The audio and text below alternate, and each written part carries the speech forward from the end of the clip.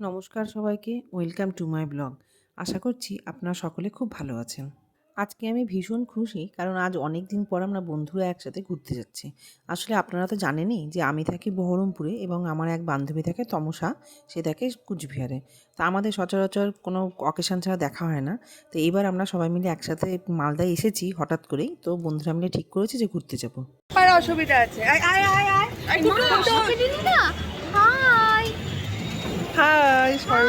এবার আমরা সকলে বন্দে ভারত এক্সপ্রেসে চেপে রওনা দিব। তো এই দেখুন আমাদের বন্দে ভারত এক্সপ্রেস। আমরা এখনো গাড়িতে উঠে বসেছি, রওনা দিইনি। আমরা গুটলির জন্য অপেক্ষা করছি। বল বল বল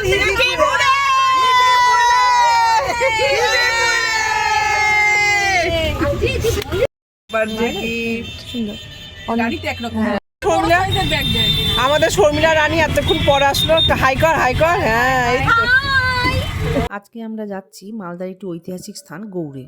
তো প্রথম আমরা যেখানে আসলাম সেটা হচ্ছে কদম রসুল মসজিদ। এটা 1531 খ্রিস্টাব্দে স্থাপিত হয়েছিল। এটা নির্মাণ করেছিলেন সুলতান নসরাত শাহ।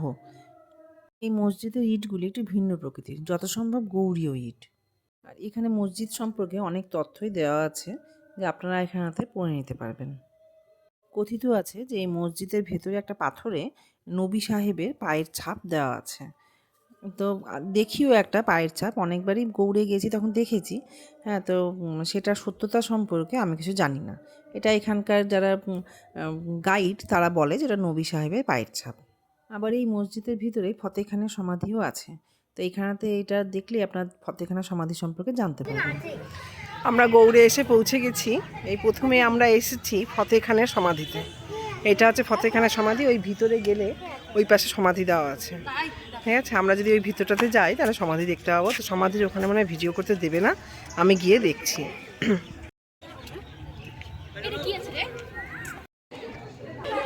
এই যে এটা হচ্ছে ফতেখানের সমাধি। এই যে ভিতরে এটা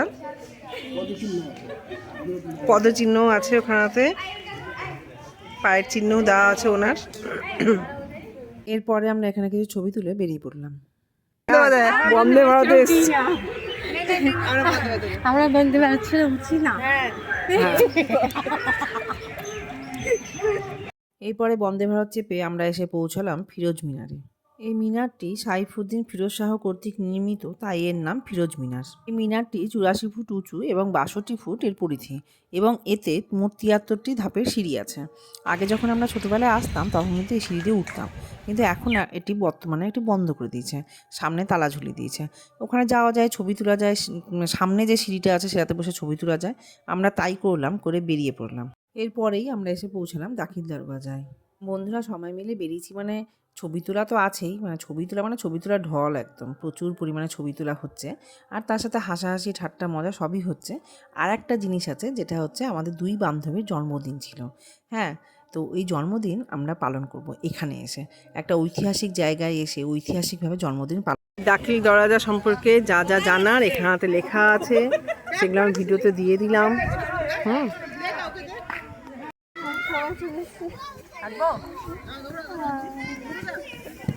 চল কাট।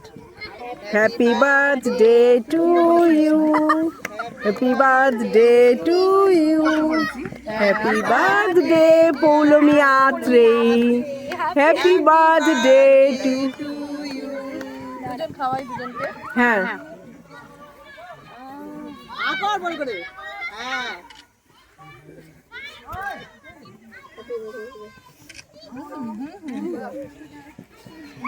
কিন্তু বেশ একটা স্মরণীয় ব্যাপার হয়ে থাকলো, মানে আমারও ব্যাপারটা দারুণ লাগলো যে ঐতিহাসিক স্থানে সেরকম দাখিল দরওয়াজার সামনে ওরা দুজন বসে কেক কাটলো, ওদের জন্মদিন সেলিব্রেট করলো।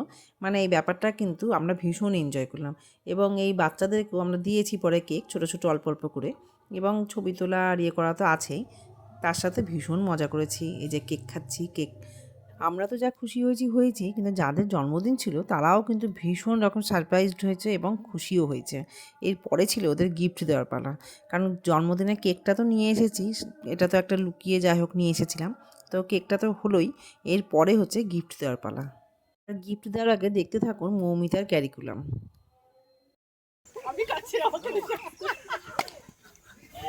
Thank আমার খুব আমার কালারটা ভালো আমারটা ভালো বেশি ভালো আমারটা ভালো আমারটা বেশি ভালো আমারটা ব্রাইট আমারটা আমারটা ব্রাইট গাইস হ্যালো গাইস এটা হচ্ছে পেস্তা কালার আর এটা হচ্ছে বেজ বেজ পেস্তা colour beige beige beige my favourite colour ও থ্যাংক ইউ ওই শুধু মৌ একাই দিল আর আমরা থ্যাংক ইউ গাইস পরেই আমরা আসলাম বারোদুয়ারি মসজিদে। এই হলো বারোদুয়ারি মসজিদ আর তার সামনেই একটি মন্দির। তো দেখতে পাচ্ছেন মন্দির আর মসজিদে সামনাসামনি কী সুন্দর সহাবস্থান। এই না হলো আমাদের ভারতবর্ষ, এই না হলো আমাদের গর্ব। এটা হলো বারোদুয়ারি। এখানেতে ভিতরে 12টা দুয়ার আছে, তাই জন্য এটাকে বলা হয় বারোদুয়ারি। এবারে আমরা এখানেতে প্রবেশ করছি। এই 12টা দুয়ার বা 12টা দরজা যাই বলুন না কেন, এই জন্যই এটার নাম হচ্ছে বারোদুয়ারি। এখানেতে পরপর 12টা দরজা আছে, এই পাশেও আছে ওই দিকেও আছে, দিয়ে টোটাল 12টা দরজা আছে, তাই এই জায়গাটার নাম বারোদুয়ারি। এই বারোদুয়ারি মসজিদটিও সুলতান নাসরাত শাহ কর্তৃক নির্মিত। এর 11টি দরজা খোলা এবং একটি দরজা বন্ধ। আর এই মসজিদটি ভিতরে অনেকগুলি গম্বুজ দ্বারা সাজানো। এর যে গম্বুজগুলি আছে সেগুলি আগে সোনায় ঘেরা ছিল, তাই জন্য একে বড় সোনা মসজিদও বলা হতো।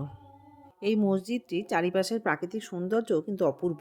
যেদিকে তাকাচ্ছি সেদিকে দেখছি বেশ বড় বড় পুরনো পুরনো গাছ, আর চারিদিক খোলা হওয়াতে চারিদিক বেশ হাওয়া, বেশ দারুণ লাগছিল আর কি ব্যাপারটা। এই বারোদুয়ারি আমাদের ঘোরা হয়ে গেল, এবার আমরা বেরোচ্ছি।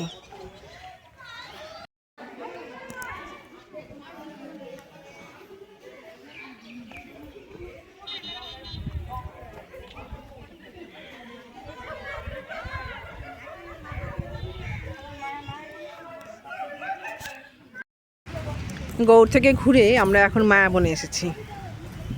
মায়াবন রিসর্টে এসেছি। আজকে এখানেতেই লাঞ্চ করব, আরও যা হয় ছবি তুলব। সুস্থানী মোড়ের কাছে এই মায়াবন রেস্টুরেন্টটা, এখানেতে আজকে আমরা এসেছি। এখানেতেই আজকে লাঞ্চ করে তারপরে বাড়ি ফিরবো।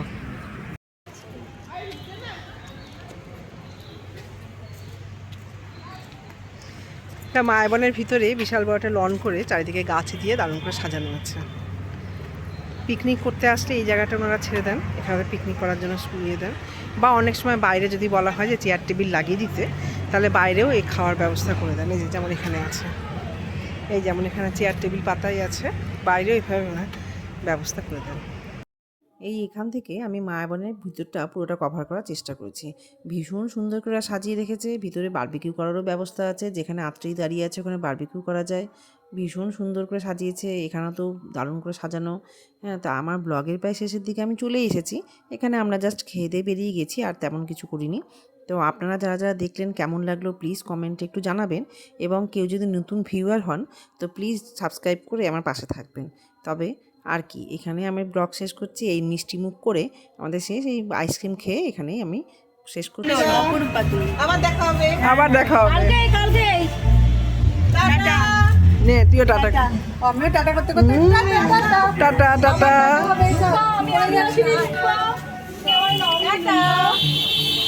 নাও টাটা টাটা।